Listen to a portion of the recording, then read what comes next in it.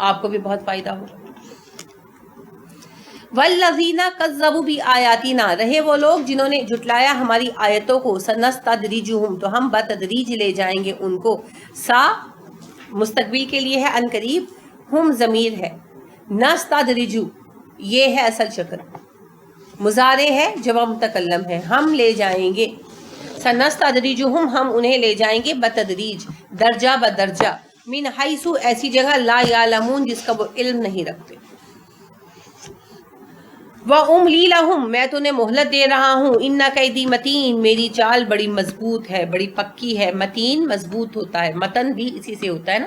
تو متن کیا ہوتا ہے؟ اصل مادہ، اصل ریفرنس، اصل لیکچر یا مضمون جو لکھا گیا ہو اسے متن کہتے ہیں. تو متن کا حوالہ کیا ثابت کرتا ہے؟ یہ اسی کتاب سے ہے جس سے لیا گیا. یعنی جیسے آپ کسی سوال کے جواب کے ساتھ آیت کا ریفرنس دے دیتے ہیں تو وہ بڑا وقیع ہو جاتا ہے نا جواب، کیونکہ آپ نے اصل متن کا حوالہ دے دیا. تو ریفرنس ٹو دا کانٹیکسٹ والی اہمیت آ جاتی ہے. تو اسی سے متن کا لفظ عام ہوا ہے. تو متین ہوتا ہے بہت پکا، بہت مضبوط. اللہ فرماتے ہیں وہ لوگ جنہوں نے ہماری آیتوں کو جھٹلا دیا، ان قریب ہم انہیں ایسی جگہ پہنچائیں گے جہاں ان کا وہ علم بھی نہیں رکھتے. ہم تو انہیں صرف مہلت دے رہے ہیں، اور بے شک میری چال بڑی مضبوط ہے. یعنی اللہ فرما رہے ہیں جو حق کے ساتھ نصیحت کرتے ہیں اور اس نصیحت کے ساتھ اور اس علم کے ساتھ عدل کرتے ہیں وہ تو کامیاب ہوں گے. اور جنہوں نے آیتوں کو جھٹلا دیا، جھٹلانا کہ آپ معنی سارے اب جان چکے ہیں، سرے سے نہ ماننا مگر قابل عمل نہ ماننا، قابل عمل بھی ماننا اور ایمان بھی رکھنا لیکن ان پر عمل نہ کرنا غفلت کی وجہ سے، اور ان کا انکار اس طرح کرنا کہ اپنے آبا کے طریقے کو، اپنی قوم کے طریقوں کو فوقیت دینا اور اللہ کے بتائے احکامات کو کمتر سمجھنا. یہ سب کفر کی، کذب کی چند شکلیں ہیں.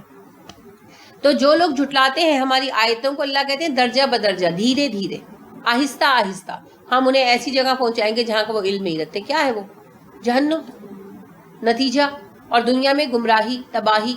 بظاہر وہ سمجھتے ہیں کہ ہم کامیاب ہو رہے ہیں، ہمیں یہ بھی کامیابی ملی، ہمیں وہ بھی کامیابی ملی، مگر اللہ کہتے ہیں درجہ بدرجہ، دھیرے دھیرے، رفتہ رفتہ ہم انہیں گمراہی اور تباہی کی طرف لے آئیں گے، اور اس کا آخری نتیجہ کیا ہوگا؟ جہنم. تو یہ اللہ کی سزا ہے. اور اللہ فرماتے ہیں جو بظاہر تمہیں کامیابی نظر آتی ہے ان کی، وہ تو املی لہم، ہم انہیں مہلت دے رہے ہیں کہ بظاہر دنیا میں وہ کامیاب ہو رہے ہیں یا انہیں کوئی سکسیس مل رہی ہے یا وہ نامچین ہو رہے ہیں، کچھ بھی ایسا، تو اس سے حیران مت ہو، میں تو انہیں مہلت دی جا رہی ہے. رسول اکرم صلی اللہ علیہ وسلم نے فرمایا ہے نا، آپ صلی اللہ علیہ وسلم نے کہا کہ جس بندے سے اللہ کی نافرمانی سرزد ہو رہی ہو مسلسل، اور پھر بھی اس پر اللہ کی رحمتیں اتر رہی ہوں، تو اس پر رشک نہ کرو، اس سے عبرت پکڑو، اللہ نے اسے مہلت دے رکھی ہے. تو اللہ کہہ رہے ہیں کہ جو ان کو وقتی کامیابی مل رہی ہے، در حقیقت ہم انہیں مہلت دے رہے ہیں. ان قیدی متین، میری چال بڑی مضبوط ہے. کیا مطلب ہے؟ کہ میری اس مہلت کی وجہ سے وہ سزا سے بچ نہیں سکتی. دنیا میں تو بعض اوقات کیس کو ٹالنے کے لیے مہلت دی جاتی ہے نا، رشوت کھا لی ہے یا پارٹی تگڑی ہے تو کیس کو لٹکا دو، سال 2 سال بعد جب لوگ بھول بھال جائیں تو پھر کیا کرو؟ اندر معاملہ نپٹا کے اسے آزاد کر دو. دنیا میں تو اس لیے ٹالا جاتا ہے، لیکن اللہ کے ہاں ایسا نہیں ہوتا. اللہ کہتے ہیں میری چال مضبوط ہے، میری چال سے بچ نہیں سکتا، میں نے جو چال چلی ہے اس میں آ کر پھنسے گا. اللہ کی چال کی مثال فرعون نے اپنی طرف سے تو مارکا مارا تھا نا، پیچھا کیا، پکڑ لیا، اور خشک سمندر میں اپنے گھوڑے ڈالے، اپنی سواریاں ڈالی، اور غالب گمان یہ ہوا کہ اب پکڑ لوں گا میں بنی اسرائیل کو. یہ اللہ کی چال تھی. اللہ اس کو وہاں گھیر کر لے کر آئے جہاں اللہ نے اس لیے تباہی مقدر کر دی تھی، اور اس کی پوری شوکت کے ساتھ. یہ نہیں کہ وہ سویا ہوا مر گیا، کیا پتہ چلتا کسی کو، ہارٹ اٹیک سے مر گیا ہوگا، بھی نیچرل مر گیا.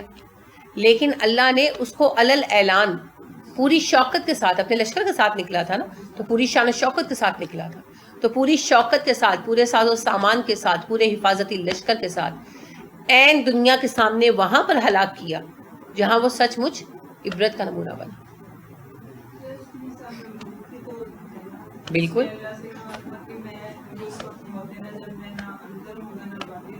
شداد تھا.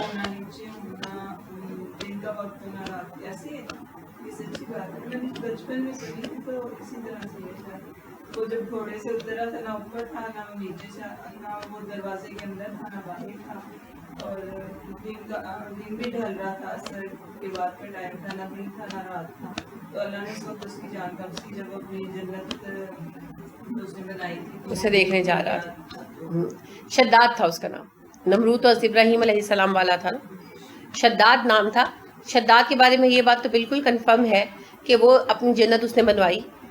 اس کے زمانے کے جو نبی تھے ظاہر جنت کا بتاتے تھے، تو اس سے پوچھا جنت کیسی ہوگی، تو کیفیت بتائی، تو اس نے بہت پیسے خرچ کر کے ایسی ایک عمارت بنوائی، ایسا شہر بنوایا کہ جہاں سونے چاندی کی عمارتیں تھیں، اور راستوں پر جو ہے وہ زمرد اور اس طرح بچھائے گئے تھے، یعنی بہت دودھ کی نہریں جاری کی گئی تھی وغیرہ وغیرہ. اب یہ سب کچھ تو ہو گیا، تو جب وہ اپنی جنت ملاحظہ کرنے کے لیے گیا تو ایک پاؤں اس کا رکاب میں تھا اور ایک زمین پر تھا، ابھی رکھا نہیں تھا جب اس کی روح قبض کر لی گئی. یہ بات تو کنفرم ہے. اور باقی بالکل یہ بات یہود کی ایک روایت جو ہے ابن عباس بیان کرتے ہیں کہ شداد کو جب اس کے وقت کے نبی جو ہے وہ نصیحت کر رہے تھے تو انہوں نے اس کو کہا کہ تجھے موت ضرور آئے گی، ہر کسی کو موت آتی ہے، تجھے بھی آئے گی. تو وہ کہنے لگا کہ اچھا اگر مجھے موت آئے گی تو مجھ سے یہ وعدہ کرو کہ مجھے موت ایسے وقت میں آئے کہ نہ دن ہو نہ رات ہو، نہ میں آسمان پر ہوں نہ میں زمین پر ہوں. اپنی طرف سے اس نے ایسا طریقہ ڈھونڈنا چاہا کہ مجھے موت ہی نہ آئے، نہ میں باہر ہوں. تو وہ جو ہے ایسے وقت میں موت آئی کہ اس کا ایک پیر رکاب میں تھا اور دوسرا بھی زمین پر نہیں رکھا تھا، اور عصر کا درمیانی وقت تھا، نہ دن تھا نہ رات تھی، اور وہ نہ کسی چیز کے اندر تھا نہ باہر تھا. And he diet. تو ہو سکتا ہے یہ بات صحیح بھی ہو اور یہ بھی ہو سکتا ہے صحیح نہ ہو، کیونکہ یہودی روایات 100% قابل قبول نہیں ہے. حدیث سے باقی اتنا ضرور ثابت ہوتا ہے کہ شداد اس وقت مارا گیا جب وہ اپنی جنت میں داخل ہونے لگا تھا. اور یہ بات بھی صحیح ہے کہ اس کا ایک پیر رکاب میں تھا گھوڑے کی، اور دوسرا پیر وہ زمین پر رکھ رہا تھا، بھی رکھا نہیں تھا. And he diet. تو بالکل یہ بھی اللہ کی چال ہے. پھر نمرود کا کیا حال ہوا تھا؟ نمرود بھی تو مر گیا نا. لہٰذا پتہ چلتا ہے روایات سے کہ اس کی ناک سے مچھر گھس گیا اس کے سر میں، اور مچھر بن بن کرتا تھا تو اس کو بہت تکلیف ہوتی تھی، تو وہ اسی تکلیف میں مر گیا. یہاں تک کہ وہ کہتا تھا مجھے مارو. تو وہ جو ہے سر پہ ظاہر ہے بال نوچتا ہوگا. آپ خود سوچیں کتنی تکلیف ہوگی. خالی فلو ہوتا ہے تو فلو سے جب ناک بہنا شروع ہوتا ہے تو جس سائڈ سے بہ رہا ہوتا ہے وہاں سے لے کر سر کے پچھلے حصے تک کیسی آگ سی لگی ہوتی ہے نا. تو بار بار بندہ وہاں سے سر دباتا ہے، کبھی سر میں تیل ڈلواتا ہے، سکون نہیں آتا جب تک کہ اللہ رب کریم فضل نہیں کرتے اور وہ سکون نہیں دیتے. تو کوئی اس کا حل نہیں ہے، کیونکہ دل اس وقت چاہتا ہے نا کہ کہیں سے سر کھول کر یہاں اندر خارج کر لے اور سکون کر لے. تو بچپن میں کہا بھی کرتے تھے یہ بات ہے، دل چاہتے ہیں سر کے اندر ہاتھ ڈال کے خارج کر لیں. تو آپ کہتے تو نہیں ہے مگر کیفیت وہی ہوتی ہے. تو آپ خود سوچیں کہ اگر اس کے سر میں ایک لیونگ تھنگ اڑ رہی تھی تو اس کو کس قدر تکلیف ہوتی ہوگی، اور اس نے کیسی تکلیف برداشت کی. تو لہٰذا کہتے ہیں کہ وہ کہتا تھا میرے سر پہ مارو، خود پہلے تھپڑ شپڑ مارتا تھا، پھر وہ لوگوں بعد میں یعنی ملازموں سے جوتے مروانے لگا. اللہ عالم یہ بات صحیح ہے کہ نہیں، لیکن بہرحال یہ سچ ہے کہ اس نے بہت تکلیف کے ساتھ جان دی، کیونکہ یہ اللہ کی طرف سے سزا ملی اس کو. تو وہ جو کہتا تھا کہ میں خدا ہوں، اور بڑا حیران ہو کر اس نے کہا تھا کہ ابراہیم کیا میرے علاوہ بھی تیرا کوئی خدا ہے؟ یعنی جب اس کی کورٹ میں کیس گیا حضرت ابراہیم علیہ السلام کا، تو کیس یہ گیا کہ یہ آپ کے سوا کسی رب کا ذکر کرتا ہے جو رب اعلیٰ ہے. تو کہا گیا کہ ابراہیم کیا میرے علاوہ بھی تیرا کوئی رب ہے؟ تو ابراہیم علیہ السلام نے کہا ہاں اللہ رب العالمین. تو یعنی اس کو اس قدر غفلت چڑھی ہوئی تھی ایک حکومت کی وجہ سے کہ وہ اللہ کو ہی بلائے بیٹھا تھا. تو پھر اللہ نے ایک حقیر ترین مخلوق مچھر کیا ہے، کچھ بھی نہیں ہے بظاہر، لیکن اللہ نے اس کے ذریعے اس کو انجام تک پہنچا دی. تو یہ سب اللہ کی چالیں ہیں، یہ اللہ کے طریقے ہیں. اللہ رب کریم عجیب طریقے سے گھیرتے ہیں. آپ دیکھیں ابو جہل کو اپنی طاقت پہ بڑا غرور تھا نا، اور وہ اپنے آپ کو بڑا شہسوار مانتا تھا، اور غرور بہت تھا، خاص طور پر تکبر کوٹ کوٹ کے بھرا ہوا تھا. تو اللہ نے اسے یہ سزا دی کہ بڑے بڑے پہلوان محروم رہے، اور 2 چھوٹے بچوں نے 13-14 سال کے 2 لڑکوں نے اس کو مار دیا. تو جو ہے آپ دیکھیے کہ عجیب بات ہے. اور پھر اللہ رب کریم نے ایک اور کیا رکھا کہ اس کو قتل کرنے کے لیے جو ہے وہ ابن مسعود آئے. تو اس نے کہا کہ تم نہ مجھے قتل کرو. ابا مسعود، ابن مسعود نے، عبداللہ بن مسعود نے، ابا مسعود ایک انصاری صحابی ہے. تو وہ کہتے ہیں کہ جب میں آیا تو مجھے کہنے لگا کہ تم نہ میرا سر کاٹو، کسی قریشی کو بلا کے لاؤ، کہ تکبر اتنا بھرا ہوا تھا. تو انہیں اس قدر یعنی اس کی یہ بات مضحکہ خیز تھی کہ ان کو ہنسی آ گئی. تو کہنے لگے کہ میں نے اس کے سینے پر گھٹنا رکھا اور کہا سر تو تیرا میں ہی کاٹوں گا، لیکن اس وقت بھی اگر تو کلمہ پڑھ لے تو شاید اللہ تجھے معاف کر دے۔ تو کہنے لگا کہ نہ، بیکار کی باتیں مت بگاڑ، لات و عزیٰ کی قسم یہ بتا کہ ہم جیتے کہ تم جیتے۔ تو کہتے ہیں میں نے کہا کہ تو دیکھ اللہ کا نام سر بلند ہوا، تو اس نے نظر گھما کر دیکھی تو کہیں ان کا پرچم نظر نہیں آ رہا تھا، یہ دیکھ کر وہ جیتا ہو گیا۔ اور پھر آخری بات اس نے کیا کہی تھی؟ میرا سر شانوں کے پاس سے کر کے کاٹنا، اونچا نظر آئے پتہ چلے کسی بڑے سردار کا سر ہے۔ تو اس تکبر کی شدت تھی یہ، تو اللہ نے پھر اللہ اسی چیز سے شکست دیتے ہیں۔ جیسے دیکھیں نا، عربوں میں تھا کہ اچھا بڑے بہادر نے مارا، تو یہ بھی بڑے اعزاز کی بات ہوتی ہے۔ جیسے عتبہ بن ربیعہ کو حضرت حمزہ رضی اللہ عنہ نے مارا، تو یہ بھی بڑے اعزاز کی بات تھی کہ کسی چھوٹے موٹے دشمن کے ہاتھوں نہیں مارا گیا، حمزہ جیسے بندے کے ہاتھوں مارا گیا، کہ عام بندے سے تو مغلوب ہی نہیں ہو سکتا تھا میرا باپ۔ اب ابو جہل کس سے مارا گیا؟ 2 کمزور ناتواں لڑکوں کے ہاتھوں، جو پہلی دفعہ جنگ میں آئے تھے، انہیں صحیح طرح لڑنا بھی نہیں آتا تھا۔ تو یہ بڑی ذلت کی بات تھی ان لوگوں کے لیے۔ تو اللہ کی چالیں ایسی ہوتی، اللہ وہاں گھیرتے ہیں جہاں توقع نہیں رکھتا اگلا کہ مجھے گھیر لیا جائے گا، وہ بے نیاز ہے۔ اور پھر ایک اور پتہ بات کیا ہے، اللہ کو نا وقت کی پرواہ نہیں۔ ہم تو چاہتے ہیں نا معاملے نمٹ جائیں، کیا پتہ کل مر جائیں، تو اللہ تو بے نیاز ہے، اور وہ تو حی اور قیوم ہے، اس کو ٹائم کی کوئی کمی نہیں ہے، اس کو کوئی جلدی نہیں ہے۔ بھاگو کہاں تک بھاگو گے، آخرے کار تو حد رکی جانی ہے، آخر تو تم نے میرے پاس آنا، تم مجھ سے جیت نہیں سکتے، نہ وقت کے اعتبار سے نہ جگہ کے اعتبار سے۔ تو اسی لیے بھی اللہ رب کریم اطمینان سے ٹائم دیتے ہیں، کرو جو کرنا ہے کرو، کر کے دکھاؤ۔ تو یہ اللہ کا چیلنج ہے۔ اب دیکھیے یہ کتنی شدید بات ہے نا۔ اولم یتفکروا، کیا انہوں نے کبھی غور و فکر نہیں کیا؟ کنہوں نے؟ یہ جو برے انجام کا شکار ہوئے، جن کو گھیر کر لایا گیا۔ ہانکا ہوتا ہوا کبھی دیکھا آپ نے؟ ٹی وی پر ہی دیکھا ہو، وہ جو ہوا کرتا تھا چینل جانوروں والا، کیا تھا، نیشنل جیوگرافی، اس میں کبھی دیکھا ہو۔ ہانکا ہوتا ہے جب شیر وغیرہ کو یا کسی بھی جانور کو اس کی پناہ گاہ سے نکالنا ہو، تو کچھ لوگ جو ہے نا وہ ڈبے شبے لے کے نا شور مچانے لگتے ہیں۔ پہلے وہ لوکیٹ کرتے ہیں کہ اچھا اس کا گھر ٹھکانہ کدھر ہے، تو جب وہ ڈھونڈ لیتے ہیں تو پھر وہ اس جگہ ارد گرد نا شور مچاتے ہیں۔ شور سے گھبرا کر جانور باہر نکلتا ہے کہ کیا ہو گیا، تو وہ جان بچانے کے لیے بھاگتا ہے، انسانوں کی چال نہیں نہ سمجھتا، وہ بھاگتا ہے، تو شکاری شکار کر لیتے ہیں۔ یہ ان کا بھی ہانکا کرایا جاتا ہے کہ اللہ کہتے ہیں میں مہلت دے دیتا ہوں، جاؤ کہاں جاتے ہو۔ وہ اپنی سرکشی میں آگے بڑھ جاتے ہیں، جب آگے بڑھ جاتے ہیں تو تب کیا ہوتا ہے، پکڑے جاتے ہیں۔ تو اللہ فرماتے ہیں اولم یتفکروا، کیا انہوں نے کبھی غور و فکر نہیں کیا؟ ہمیشہ آنکھیں کان بند کر کے بیٹھے رہے، کبھی نہیں سوچا۔ ما بصاحبہم، نہیں ہے ان کا ساتھی، من جنۃ، جن زدہ، مجنون، کون؟ رسول اکرم صلی اللہ علیہ وسلم۔ ان ہوا، نہیں وہ ہے، الا مگر نذیر، ڈرانے والا، مبین، کھلا، مگر وہ تو صرف ایک وضاحت کے ساتھ آگاہ کرنے والا، کیونکہ وہ آگاہ کیا جا چکا ہے۔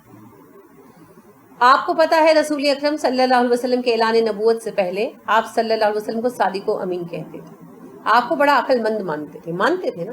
لہٰذا جب کعبے میں تعمیر کے بعد حجر اسود کا جھگڑا پڑا اور ولید بن مغیرہ نے ان کے سامنے یہ حل رکھا کہ اچھا لڑو مت، ایسا کرو، انتظار کرو رات بھر، صبح جو کعبے میں سب سے پہلے داخل ہوگا وہی اس جھگڑے کو نمٹائے گا۔ اب یہ بات قوم میں کسی کو پتہ نہیں تھی، بڑے بڑے سرداروں کو ہی پتہ تھی۔ اب یہ بیٹھ گئے اپنی اپنی جگہوں پر، صبح سب سے پہلے رسول اکرم صلی اللہ علیہ وسلم داخل ہوئے تو کیا پکارا؟ نحن رضینا هو الامین، یہ تو امین آئے ہیں، ہم ان کے فیصلے سے راضی ہیں۔ اور رسول اکرم صلی اللہ علیہ وسلم نے جو فیصلہ کیا وہ کتنا عقل مندانہ تھا، اور کتنا یہ خوش ہوئے، اور وہ یعنی مثال بن گیا نا کہ اس نے تو ایسا ایسا جھگڑا چکا دیا اور قوم میں جنگ ہوتے ہوتے رہ گئی، ہے نا۔ تو کتنی آپ کی قدر کرتے تھے، اور آپ صلی اللہ علیہ وسلم سے بڑی امیدیں رکھتے تھے۔ لہٰذا کہا بھی تھا، آپ نے پڑھا بھی ہے کہ سیرت میں، کہ ابو طالب کے پاس آئے قوم کے افراد اور کہنے لگے کہ ابو طالب تمہارے بھتیجوں کو کیا ہو گیا ہے، ہمیں تو اس سے بڑی امیدیں وابستہ تھیں، کیا اس کو کوئی بیماری لگ گئی ہے یا اس پر جن آتا ہے، بتاؤ ہم علاج کروا دیتے ہیں۔ تو رسول اکرم صلی اللہ علیہ وسلم کے بارے میں بڑی اچھی توقعات تھیں اور بڑے اچھے عمدہ خیالات تھے، کیونکہ آپ تھے ہی بہت اچھے۔ اور جیسے ہی آپ نے اعلان نبوت کیا تو کیا کہنے لگے؟ یہ جن زدہ ہے، یہ دیوانہ ہو گئے، اس پر جن آتے سے سکھا جاتا۔ تو بات یہ ہے کہ پھر جن زدگی کس کو کہتے تھے؟ اللہ کے پیغام ہے نا. اللہ نے سورہ انعام میں بھی فرمایا ہے اے نبی صلی اللہ علیہ وسلم یہ آپ کو نہیں جھٹلاتے، یہ ظالم تو اللہ کی آیتوں کا انکار کرتے ہیں. اب یہاں بھی آپ صلی اللہ علیہ وسلم کو دیوانہ نہیں کہتے تھے، دراصل یہ آپ صلی اللہ علیہ وسلم کی باتوں کو دیوانگی قرار دیتے تھے اور کہتے تھے کوئی جن ہے جو آخر اس کو سکھا جاتا، کچھ نہیں حل تھا نا، تو یہ والی بات کہتے تھے. تو اللہ نے کہا کیا ایک دفعہ بھی غور نہیں کیا انہوں نے؟ انہیں لگا نہیں کہ ان کے ساتھی رسول اکرم صلی اللہ علیہ وسلم دیوانے نہیں ہیں؟ ان کی کس بات سے دیوانگی جھلکتی ہے؟ کیا دیوانہ وار حرکت کی ہے انہوں نے؟ ایک دفعہ بھی انہوں نے غور و فکر نہیں کیا کہ توحید کی طرف بلاتے ہیں رسول اکرم صلی اللہ علیہ وسلم، پاک دامنی کی طرف بلاتے ہیں، اللہ کی عبادت کی طرف بلاتے ہیں، رزق حلال کمانے کی طرف بلاتے ہیں. تو یہ ساری باتیں تو فطرت کے اندر ہیں، اور یہ لوگ باوجود اس کے کہ ان پر عمل نہیں کرتے تھے مانتے تھے کہ ایسا ہے. جیسے ہمارے ہاں بے شک جو لوگ توحید سے کوسوں دور ہیں وہ بھی توحید کا نام ضرور لیتے ہیں نا. اور جو لوگ برے بھی ہیں خدا نخواستہ، برے بمانے میں یوں نہیں کہہ رہی کہ کون اچھا ہے کون برا ہے، لیکن پیشے جیسے اب دیکھیں کہ ایک فلم ایکٹریس بھی ہے تو اس کو بھی یہ پتا ہے کہ اسلام میں پاک دامنی کی کیا اہمیت ہے، چاہے وہ عمل کر رہی ہے یا نہیں کر رہی. تو لہٰذا ان کو بھی پتا تھا اچھا کیا ہے برا کیا ہے، سب جانتے تھے، لیکن محض قبول نہ کرنے کے لیے بہانہ بنا لیا تھا. تو یہی اللہ فرما رہے ہیں کہ ایک دفعہ بھی غور و فکر نہیں کیا، اتنی بڑی بات ان کو دکھائی نہیں دی.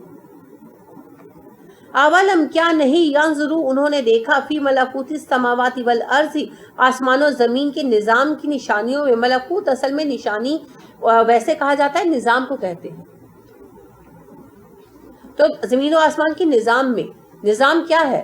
ایک نشانی نہیں ہے. سورج چاند ستارے ہر چیز اپنی اپنی جگہ پر چل رہی ہے، ایک خاص انداز میں ہر ایک کائناتی قوت کام کر رہی ہے، اور یہ سارا انتظام ہمیں بسانے کے لیے کیا گیا. اللہ رب العالمین نے ہمیں اٹھا کر زمین پر پھینک نہیں دیا، بلکہ اللہ نے ہمیں زمین پر بھیجنے سے پہلے یہ پورا سسٹم بنایا، ایک ایسا واحد پلینٹ بنایا جس پر زندگی کی ساری شرائط پوری ہوتی ہے، تبھی تو ہم بس رہے ہیں. اور آج ہم جانتے ہیں کہ نہ چاند پر زندگی ممکن ہے اور نہ مارس پر زندگی ممکن ہے، اور اس علم میں چاند کی رومانویت ہی ختم کر دی ہے نا. خیر، تو اللہ فرماتے کیا یہ کائنات پر غور و فکر نہیں کرتے؟ دیکھیں ابراہیم علیہ السلام نے کائنات کی مثال رکھی تھی نا نمرود کے سامنے، جب اس نے بحث کی تھی کہ میں بھی زندہ کرتا ہوں مارتا ہوں، تو حضرت ابراہیم علیہ السلام نے کہا تھا اچھا اوکے، میرا خدا سورج کو مشرق سے نکال کر لاتا ہے، تو خدا ہے مغرب سے نکال کر دے، ختم بات.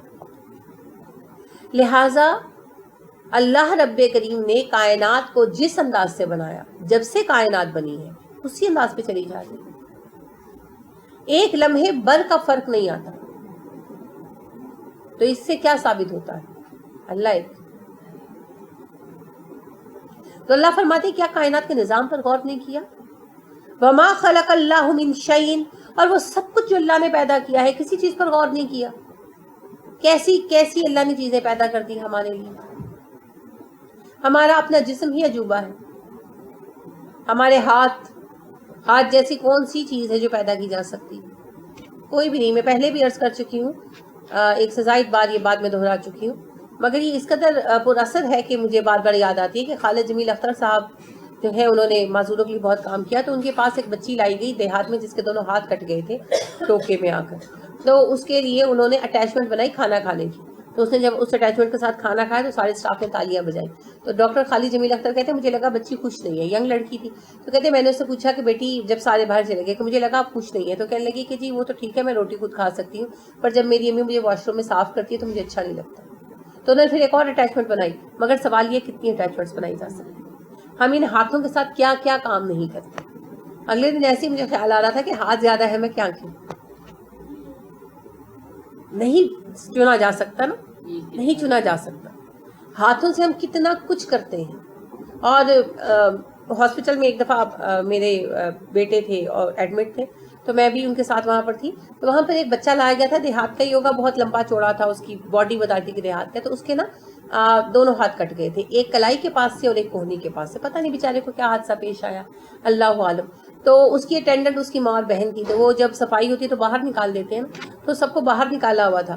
تو بیڈ باہر پڑتا تو اس کے کان کے پاس خارش ہو رہی تھی. تو وہ بیچارہ کبھی کندھے سے کوشش کر رہی تھی، وہ بہت کوشش کر رہا تھا، اس کو بہت بے قراری سی تھی اور پاس کوئی نہیں تھا.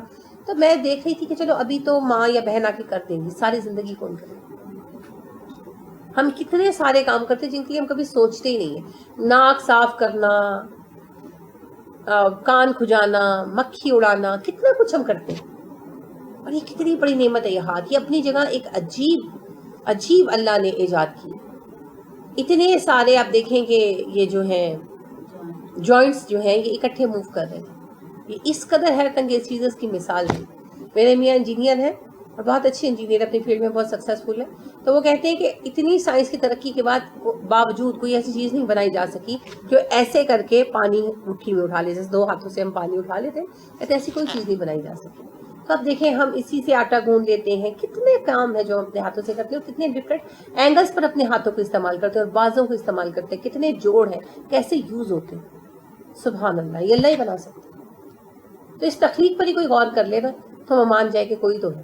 ایک بچہ جب پیدا ہوتا ہے تو اب دیکھیں اس کا چھوٹا چھوٹا جوڑ بنا ہوا ہوتا ہے. یہ بات قرآن میں پڑھی تو بہت دفعہ کہ کون ہے جو تمہارے جوڑ بٹھاتا ہے, ایک جوڑ. مگر جب یہ بچے پیدا ہوئے اور ان کو دیکھا تو واقعی میں حیران ہوتی ہوں کہ اتنا چھوٹا چھوٹا جوڑ, اتنا چھوٹا چھوٹا کام, اور پھر ہر جوڑ عمر کے ساتھ بڑھتا جاتا. کیسے رب کریم بٹھا کر بیچتے, پوری مشین کا میکانزم چلا کر بیچتے. اس طرح وہی کر سکتا ہے. تو اپنے جسم پر ہی انسان غور کر لے نا تو انسان جو ہے وہ باز آ جائے اور مان جائے کہ کوئی رب ہے جو یہ سب کچھ کر رہا ہے. اور وہ تنہائی ہے کیونکہ آج تک انسان کا ماڈل چینج نہیں ہوا, اسی ماڈل پر انسان آ رہا ہے. تو کوئی تو ہے جس نے ڈیزائن کیا. لیکن بات یہ کہ غور و فکر ہی نہیں کرتے. پوری کائنات کو دیکھ لیں, پوری کائنات اس قابل ہے کہ ایک ایک چیز سے انسان کو جو ہے نا عقل حاصل ہوتی ہے. ایک ایک چیز انسان کو اپنے خالق کی طرف متوجہ کرتی ہے. وَأَنْ, اور یہ کہ عسا امید ہے, ان کے یکونا ہو, قد بلا شک و شبہ, اقتربا قریب آ گئی, اجلہم ان کی مدت, اجل مدت کو کہتے ہیں نا, اور ہو سکتا ہے کہ ان کی طے شدہ مدت قریب آ چکی ہو. مطلب کیا ہے, ایکسپائری ڈیٹ, موت. اللہ کہتے ہیں یہ کس گمان میں ہے, ہو سکتا ہے ان کی موت قریب آ چکی ہو.